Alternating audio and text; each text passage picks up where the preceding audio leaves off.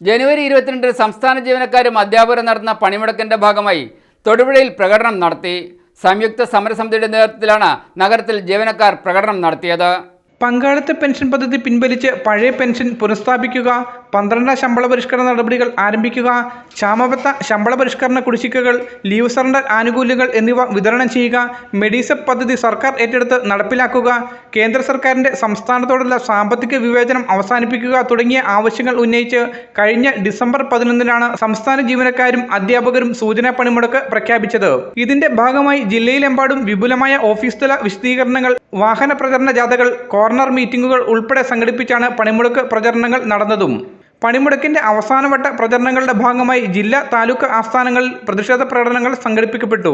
സന്ധ്യയ്ക്ക് പ്രധാന പട്ടണങ്ങൾ കേന്ദ്രീകരിച്ച് ജീവനക്കാർ പന്തം കൊളുത്തി പ്രകടനം നടത്തി.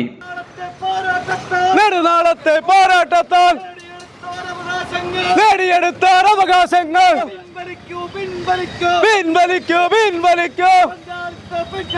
ചോദിക്കാനും പറയാനോ നേരം കാലം നോക്കാറില്ല.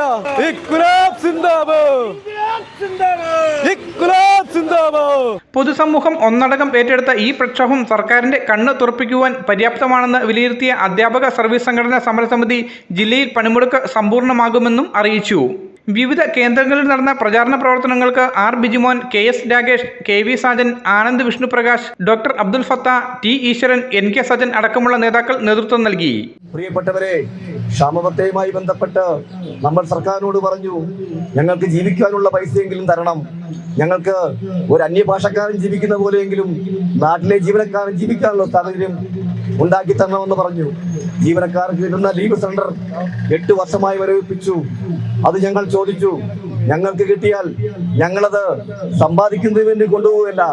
ആ പൈസ ഈ നാട്ടിലെ വ്യാപാര സുഹൃത്തുക്കൾക്കും മറ്റ് പണിയെടുക്കുന്നവർക്കും എല്ലാവർക്കുമായി അത് ഞങ്ങൾ ഉപയോഗപ്പെടുത്തുകയാണ് ചെയ്യുന്നത്. Media today news, Thodupuzha.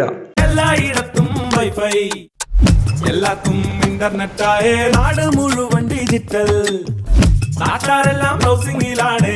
എന്നാ സ്പീഡാ കേരള മിഷൻ, എല്ലാവർക്കും ഇന്റർനെറ്റായി, എല്ലായിടത്തും നെറ്റായി. കേരള വിഷൻ നവകേരള പ്ലാൻ വെറും 199 രൂപയ്ക്ക്.